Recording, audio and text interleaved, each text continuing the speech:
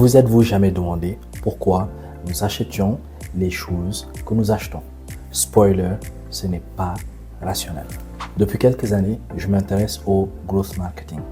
Et qui dit growth marketing ou bien marketing de croissance va nécessairement parler d'une branche du marketing qui s'appelle le neuromarketing. Et c'est exactement de ça que je veux vous parler aujourd'hui. On va commencer par un classique. Coca-Cola versus Pepsi. Pas besoin de poser la question, vous préférez Coca-Cola. Mais lorsqu'on vous bande les yeux, 67% des personnes préfèrent Pepsi. Pourquoi? Ce n'est pas le goût, mais c'est l'image. Les neurosciences ont démontré que la marque active des zones bien précises qui sont liées au plaisir dans notre cerveau. On n'achète donc pas un produit, mais bel et bien une émotion. Un deuxième exemple, qui aussi est un classique, pourquoi les aliments n'ont jamais le goût lorsqu'ils sont mangés dans un restaurant de luxe. Lorsqu'on vous montre un même aliment qui a exactement le même goût, mais qui coûte beaucoup plus cher, les neurosciences ont montré que notre cerveau trouvait le moyen de se donner des excuses pour dire que le goût était différent. Pourquoi? Tout simplement grâce à l'anticipation du plaisir. Le prix de la chose crée une illusion de sa qualité dans notre tête. Et si je ne me trompe pas, une marque l'a fait avec des chaussures, en prenant des vêtements bon marché, mais en faisant croire à des influenceurs que c'était des éléments de luxe. Ils avaient tous apprécié, étaient en train de vanter les louanges de la marque, je ne sais plus trop le nom de la marque, mais cela s'applique à quasiment tout ce que l'on veut. Je ne sais pas qui a dit que nous étions des êtres rationnels, mais ce n'est tout simplement pas vrai, parce que l'émotion bat la raison systématiquement. Et la plupart du temps, on ne sait même pas que nous faisons des choix par pure émotion. Je vais prendre un exemple.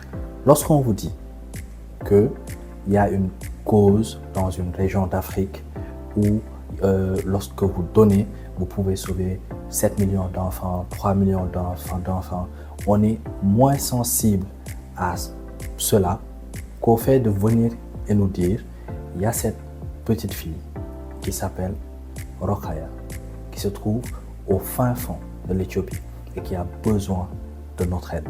Là, notre cerveau peut se projeter. Lorsqu'on lui parle de 7 millions d'enfants, il ne peut pas imaginer le nombre d'enfants. Donc, la deuxième manière de faire est beaucoup plus efficace. Pourquoi? Parce qu'elle touche directement les émotions de la personne. Et on voit ça dans des campagnes marketing qui performent beaucoup mieux en parlant directement à ce qu'on appelle le système 1, au contraire du système 2 en neuromarketing. Et si vous voulez en savoir plus sur ce qu'est le système 1 et le système 2, et vous avez la flemme d'aller sur Google pour chercher, commentez système 1. En gros, notre cerveau va ressentir les émotions beaucoup plus fort que n'importe quel chiffre, aussi factuel qu'il puisse être. Le regard des autres a toujours son poids lorsqu'on parle de neurosciences. Un exemple pour l'illustrer, on s'en fout d'acheter des fenêtres faites en matériaux recyclés, ainsi de suite, pour la plupart des gens. Par contre, on adorerait avoir des fenêtres que nos voisins vont tout juste admirer. Et oui, notre cerveau adore la reconnaissance. En conclusion, nous achetons avec nos émotions, mais on justifie avec la raison. Les marques le savent et jouent avec notre cerveau. Alors, la prochaine fois, achetez-vous vraiment ce que vous aimez ou aimez-vous ce que vous achetez?